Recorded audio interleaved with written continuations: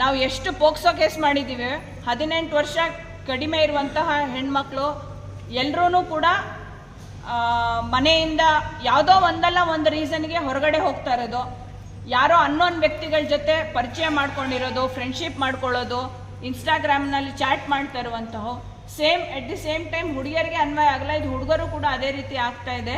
ನೀವು ಬೇರೆ ಬೇರೆ ವ್ಯಕ್ತಿಗಳ ಜೊತೆ ಚಾಟ್ ಮಾಡ್ತಾ ಇರೋದಾಗಿರ್ಬೋದು, ನಿಮ್ಮ ಪರ್ಸ್ನಲ್ ವಿಚಾರಗಳನ್ನ ಅವ್ರ ಜೊತೆ ಶೇರ್ ಮಾಡ್ತಾ ಇದ್ದೀರಿ.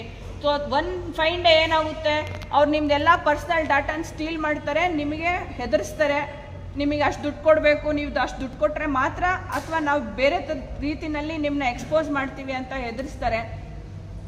ಯಾವುದೇ ಸೋಷಿಯಲ್ ಮೀಡಿಯಾ ಪ್ಲ್ಯಾಟ್ಫಾರ್ಮಲ್ಲಿ ನಿಮ್ಮ ಪರ್ಸ್ನಲ್ ಡೇಟಾನ ಶೇರ್ ಮಾಡಬೇಡಿ. Whether it is boy or whether it is girl, ಎಲ್ರಿಗೂ ಕೂಡ ಅವ್ರವ್ರದ್ದೇ ಆದಂತಹ ಒಂದು ಲಿಮಿಟೇಷನ್ಸ್ ಅಂತ ಇರುತ್ತೆ. ಯಾರು ಕೂಡ ಶೇರ್ ಮಾಡಬೇಡಿ. ಅತಿ ಹೆಚ್ಚು ಗೇಮಿಂಗ್ ಆ್ಯಪ್ಗಳನ್ನ ಡೌನ್ಲೋಡ್ ಮಾಡ್ತಾ ಇದ್ದಾರೆ. ಸೊ ಗೇಮಿಂಗ್ ಆ್ಯಪ್ಗಳಲ್ಲಿ ಭಾಳ ಡೇಂಜರಸ್ ಇರುತ್ತೆ. ನೀವು ಅದಕ್ಕೆ ವ್ಯಸನಿಗಳಾದರೆ ಅದರಿಂದ ಹೊರಗಡೆ ಬರೋದು ಬಹಳ ಕಷ್ಟ ಇರುತ್ತೆ.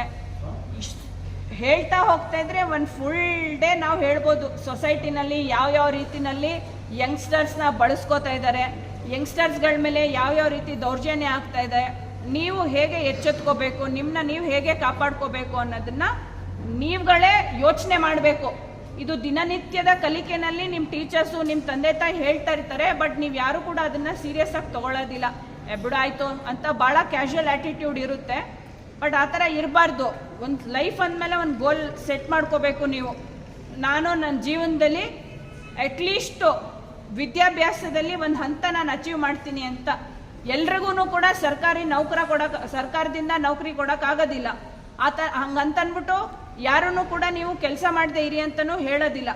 ನೀವು ಇಂಡಿಪೆಂಡೆಂಟ್ ಆಗಿರಬೇಕು, ನಿಮ್ಮ ಜೀವನನ ನೀವೇ ರೂಢಿಸ್ಕೋಬೇಕು. ನೀವು ಎಲ್ಲಿವರೆಗೂ ನಿಮ್ಮ ಲೈಫ್ ಬಗ್ಗೆ ನೀವು ಸೀರಿಯಸ್ನೆಸ್ ಆಗಿರೋದಿಲ್ವೋ ಅಲ್ಲಿವರೆಗೂ ಯಾರು ಕೂಡ ಸೀರಿಯಸ್ನೆಸ್ ಆಗಿರೋದಿಲ್ಲ. It is my life and I have to rule my life ಅಂತ ನೀವೇ ರೂಲ್ ಮಾಡಬೇಕು. ಆಯ್ತಾ? ನೋಡಿದ್ರೆ ಅವ್ರನ್ನೆಲ್ಲ